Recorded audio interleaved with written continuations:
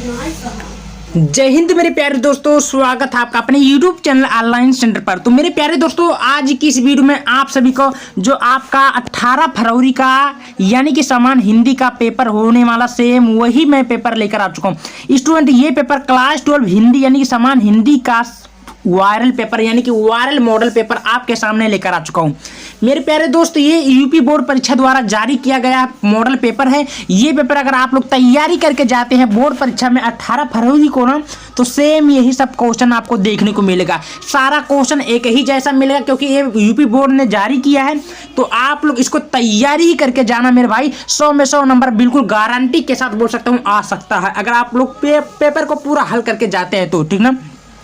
और एक बात, मैं इस पेपर को पूरा यानी कि सॉल्यूशन बताऊंगा, हल सहित बताऊंगा, उत्तर के साथ बताऊंगा। आप लोग इस वीडियो को पूरा देखना। वीडियो पसंद आए वीडियो को लाइक करना, चैनल पे नए चैनल को सब्सक्राइब कर लीजिएगा, ठीक ना।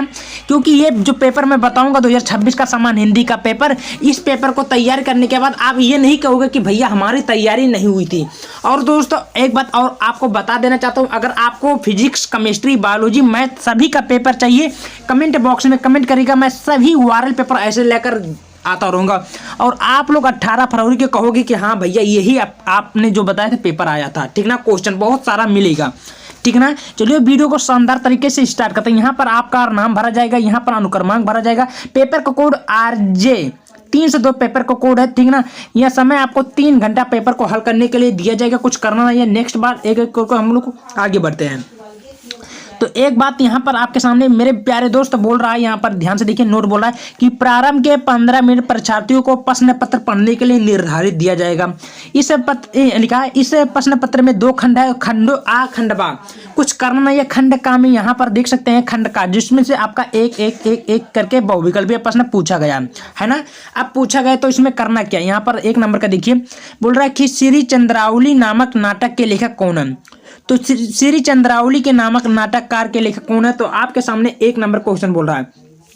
तो इसमें 4 ऑप्शन दिया, तो इसमें सही उत्तर आपका होगा भारतेंदु हरिश्चंद्र है, यानी कि भारतेंदु हरिश्चंद्र आपका इसका राइट उत्तर होगा। खा देखिए, हिंदी एकांकी का जनक माना जाता है। हिंदी एकांकी के जनक किसे माना जाता है, तो आपके सामने दूसरा उत्तर है। तो इसका राइट उत्तर होगा डॉक्टर राम कुमार वर्मा। इसका 4 उत्तर राइट होगा, ठीक ना। खा देखिए, साहित्य और समाज निबंध के लेखक कौन है। साहित्य और समाज निबंध के लेखक कौन है मेरे प्यारे दोस्त। तो आपके सामने इस टाइप का क्वेश्चन बोलता है, तो इसको गा का राइट उत्तर कन्हैया लाल मिश्र प्रभाकर। ये आपका राइट उत्तर 1 होगा, ठीक है। खा देखिए, पाणिनि कालीन भारत के लेखक कौन थे। तो पाणिनि कालीन भारत के लेखक कौन थे मेरे भाई। तो इसका जो राइट होगा कौन होगा, घा का, ये होगा आपका प्रोजी सुंदर रेड्डी है। ये आपका राइट उत्तर होगा, ठीक है। चलिए, नहीं तो हो गया, तो इसका राइट उत्तर होगा मोहन राकेश। ठीक, समझ में आ रहा है। वारिस कहानी संग्रह के लेखक कौन है। तो मेरे प्यारे दोस्त क्या बोला, वारिस कहानी के लेखककार कौन है। तो जो आपका राइट उत्तर होगा ये होगा राहुल संस्कृत्यायन, ठीक ना। इसका राइट उत्तर कौन होगा, राहुल संस्कृत्यायन नहीं है। चलो उसका नहीं है तो आगे देख लेते हैं कौन है, मोहन राकेश है। हाँ, मोहन राकेश इसका राइट उत्तर होगा, ठीक है। देखिए, अब ये पद का स्टार्ट होता है। हिंदी साहित्य के आदिकाल के लिए सिद्ध समांत काल नाम दिया गया, किसने दिया। तो इसका राइट उत्तर होगा मेरे प्यारे दोस्तों क्या होगा, राहुल संस्कृत्यायन, ठीक ना। चलिए आगे बढ़ जाते हैं। खा देखिए, प्रगतिशील संघ की स्थापना कब हुई थी। तो प्रगतिशील संघ की स्थापना आप लोग पता होगा 1935 में हुई थी। ये आपका राइट उत्तर होगा, ठीक है। आगे बढ़ जाते हैं। आपके सामने यहाँ पर देखिए गा लिखा है कि कमायनी में सर्गों की संख्या कितनी है। कमायनी में सर्गों की संख्या आप लोग पढ़े होंगे 14 सर्ग है। कितना सर्ग, 14, ठीक है। घा देखिए, कविता में 4 चांद लगाने वाली शक्ति कौन सी है। कविता में 4 चांद लगाने वाली शक्ति कौन सी है मेरे प्यारे भाई। घा, तो इसका राइट उत्तर होगा अभिधा। ये आपका राइट उत्तर होगा अभिधा, ठीक है। अंगा देखिए, पाणिनि कालीन भारत शोध प्रबंध है। पाणिनि कालीन भारत शोध प्रबंध है, राइट उत्तर क्या होगा। तो वासुदेव सरल अग्रवाल जी इसका राइट उत्तर होगा, ठीक है। तो मेरे प्यारे दोस्त 10 बहुविकल्पीय प्रश्न बता दिए, मात्र इतना ही तैयार करके जाना, आपका 10 नंबर पक्का हो गया, ठीक।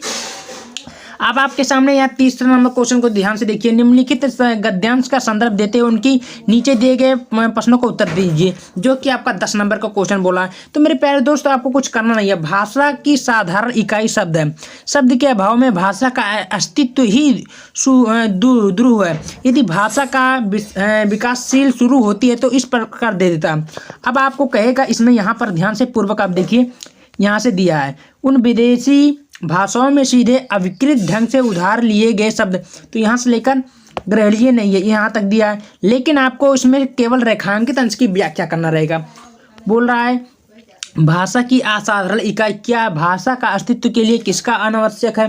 तो ये सब आपको आराम से कर लीजिएगा। उसको नहीं आता तो नीचे मेरे प्यारे दोस्त अथवा करके देता, उसको भी कर सकते हैं। आज जिसे हम बहुमूल्य संस्कृति मान रहे हैं, ये वाला, ठीक ना, तो आप लोग कर सकते हैं। और उसके बाद में यहाँ पर चौथा नंबर क्वेश्चन को ध्यानपूर्वक देखिए। निम्नलिखित पद्यांश पर संदर्भ देते हुए उनकी नीचे व्याख्या बोल रहा है, ठीक है, जो कि पद्य का 10 नंबर आपका बोलेगा।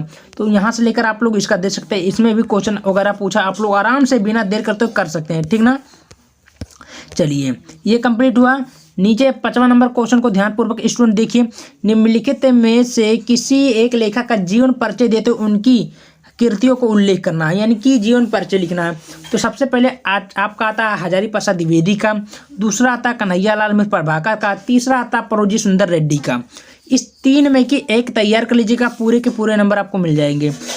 निम्नलिखित में किसी एक कवि का जीवन परिचय देते हुए उनकी कृतियों को उल्लेख करना है। तो मेरे प्यारे दोस्तों, ये आपका भारतेंदु हरिश्चंद्र है, सुमित्रा नंदन पंत है, मैथिली शैलगुप्त है। ये आप लोग तैयार करेंगे, आपका 5 नंबर रखा हुआ। फिर 6वां नंबर बोल रहा है कि बहादुर अथवा पंचलाइट कहानी का उद्देश्य अपने शब्दों में लिखिए। भाई कौन नहीं लिख पाएगा, बहुत ही आसान है। बहादुर अथवा पंचलाइट कहानी का सारांश लिखना रहता है। फिर उसके बाद में आपके सामने बोल रहा है कि बहादुर कहानी के उद्देश्य पर प्रकाश डालिए। भाई बहादुर कहानी का उद्देश्य पर प्रकाश डालना अथवा करके दिया है, उसको नहीं तो नीचे वाला भी कर सकते हैं। फिर 7वां नंबर क्वेश्चन को ध्यानपूर्वक देखिए। स्वपाठित खंडकाव्य के आधार पर निम्नलिखित प्रश्नों में किसी एक प्रश्न को उत्तर दीजिए, ठीक है, जो कि 5 नंबर बोला है।